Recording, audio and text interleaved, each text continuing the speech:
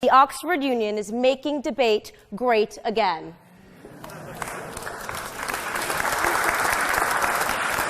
When a close friend of mine learned that I was coming to this deeply revered university, he urged me to be prepared. He said, "Be sure to have your facts, numbers, and data points."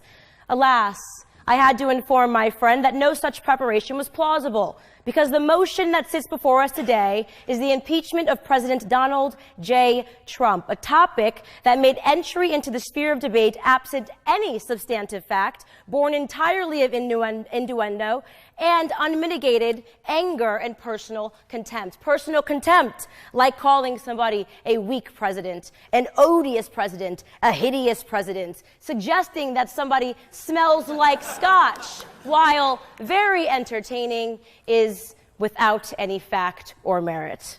Of course, this debate, this impeachment talk, did not begin here at Oxford. Rather, peculiarly, the conversation regarding the impeachment of Donald J. Trump began the very first morning after he defeated Hillary Clinton in a stunning upset back in 2016. And so we are forced to ask ourselves here today, how is it possible that calls for his impeachment began before he even officially assumed office? First, and I recall this one quite affectionately, came the rabid charges of Russian collusion, the conspiracy theory that the Trump campaign had colluded with Vladimir Putin to influence the election results. Sadly, after 2 years of unfettered media propaganda, Democrats' hero and special counsel lead prosecutor Robert Mueller ended the probe, concluding that there was absolutely no proof, zero, that any member of the Trump campaign colluded with Russia. Embarrassed, defeated, the Democrats quickly jumped to their next claim, obstruction of justice, the rather illogical charge that the incumbent president went to great lengths to obstruct the special counsel from discovering his innocence. The claim defied common sense, which is why, unsurprisingly, in March of 2019, the evidence of obstruction was officially deemed insufficient, and the corresponding charges were formally dropped. Running parallel to all of this foolishness was the extraordinary charge of campaign finance violation, a time when an unlikely Democrat hero emerged, porn star Stormy Daniels. Impeachment, the media obsessively claimed, was a plausibility because hush money was received by Ms. Daniels from the Trump campaign.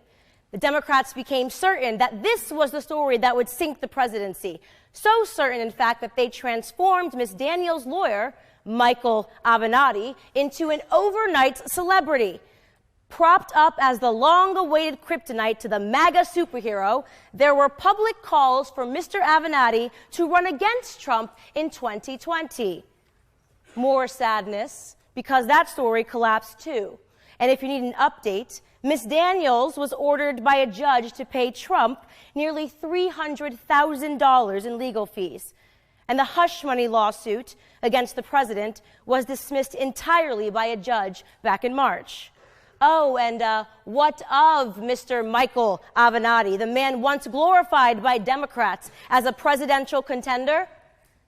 It grieves me to report that he has now been accused of financial fraud himself, indicted for extortion, fraud, and identity theft by a host of clients, including Ms. Stormy Daniels herself. Which brings us to Ukraine. Because only in the fervent madness and desperation of radicalized leftism could a man be accused of colluding with both Russia and Ukraine. Despite Ukrainian President Zelensky outright denying that any quid pro quo existed between his government and Trump, and despite the disastrous hearing yesterday before the House, which revealed that none of the alleged whistleblowers had any firsthand knowledge of the call between the two leaders, Democrats will continue to push this narrative to its natural conclusion until it collapses, like all of the other false narratives, under the weight of its own deception. Ladies and gentlemen, need I remind you that a president can only be impeached for committing a high crime or a misdemeanor, a crime like former Democrat President Bill Clinton committed when he lied under oath about sexual relations that he had with an 18-year-old intern in the White House. Unfortunately for Democrats, beating Hillary Clinton is not a high crime. In fact, many people, like myself, consider that to be an act of philanthropy. By now, you may have gathered that the argument I am making is one of overzealous partisanship behavior by the Democrats, but that is really just the veneer. Do not be deceived by the topical arguments today. Do not overlook the true meaning of this conflict. Recognize that what we are debating today is not left versus right, Republican versus Democrat, or liberal versus conservative. It is tyranny versus liberty. If a decision is made to impeach a president on the basis of opinion, then the republic is doomed. If personal animosity and prejudice become the basis for removing duly elected officials going forward from their offices, then the republic is doomed. Founding father Alexander Hamilton spelled out this potential abuse of impeachment when he forewarned that such prosecution, and I quote, in many cases will connect itself with pre-existing factions and will enlist all of their animosities, partialities, influence, and interests on one side or the other. And in such cases, there will always be the greatest danger that the decision will be regulated more by the comparative strength of parties than by the real demonstrations of innocence or guilt, end quote. Even in times of extraordinary political divide like today, we must remain principled. We must remain factual. And I am afraid that the basis of impeaching Trump is neither. Appropriately, Alexander Hamilton also wrote that a nation which can prefer disgrace to danger is prepared for a master and deserves one.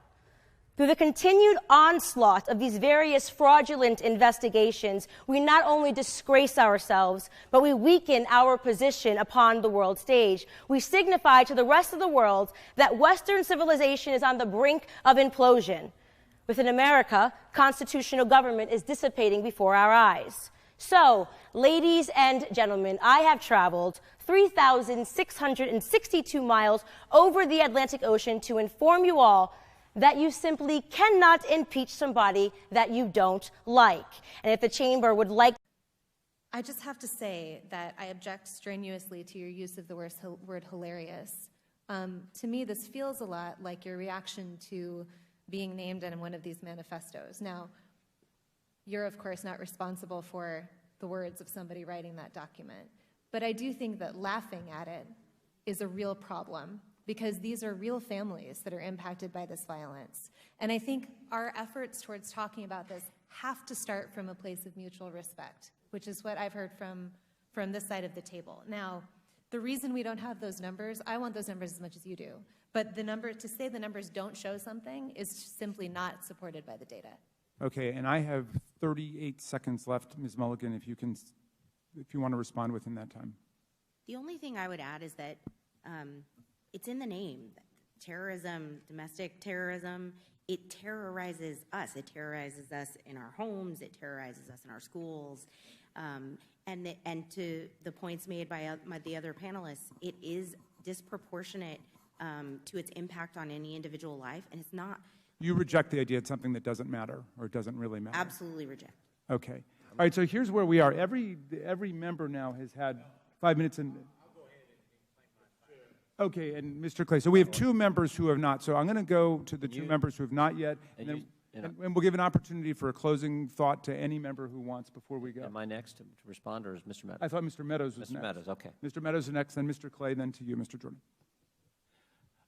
Ms. Owens, obviously this is a gang up on you. You know, we're giving these witnesses the ability to do a rebuttal on you, and so you know, I find it unfair, Ms. Ballou.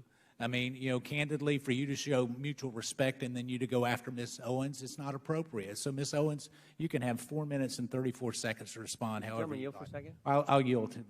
Thank you. I believe, Ms. Owens, when you used the word hilarious, it was referencing the fact that no one had asked you a question. It wasn't to the subject matter of the hearing. Is that right? That is correct. And to have another witness insinuate something that is not accurate is just not appropriate, Mr. Chairman, for how witnesses are supposed to behave in front of this committee. I also think You didn't say it doesn't matter about the subject matter of today's hearing. You said there are other subjects that matter as well, and maybe we should spend some time on those. Is that accurate? That is correct, and they matter much, much, much, much more. And I've said that. I said that in my opening, and I will say it again. You know that white supremacy and white nationalism is ranks nowhere near the top of the issues that are facing Black America. And the reason that you are bringing them up in this room is because it is attempt to make the election all about race, as the Democrats Not in my case, Ms. Owens. I'm sorry. Please do not characterize my motive. Mr. Chairman, it's my time. Yeah, it's my time. You've got your time, Mr. Menendez. I'll give you 3 more seconds. Every 4 years, you bring up race, and you knew exactly what I meant when I said hilarious, and you just tried to do live what the media does all the time to Republicans, to our president, and to conservatives, which you tried to manipulate what I said to fit your narrative, okay? I was not referring to the subject matter that is hilarious. I said it's hilarious that we are sitting in this room today, and I've got 2 doctors and a missus, and nobody can give us real numbers that we can respond to so we can assess how big of a threat this is. Because you know that it is not as big of a threat as you are trying to make it out to be so that you can manipulate. And the audacity of you to bring up the Christchurch shooting manifesto and make it seem as if I laughed at people that were slaughtered by a homicidal maniac is, in my opinion, absolutely despicable. And I think that we should be above that.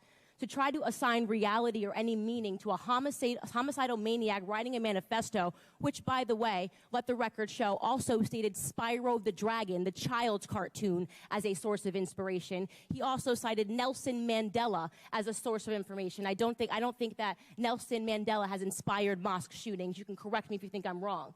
You would rather assign meaning to a homicidal maniac than to actually address the things that I said today that are actually harming Black America. Number one.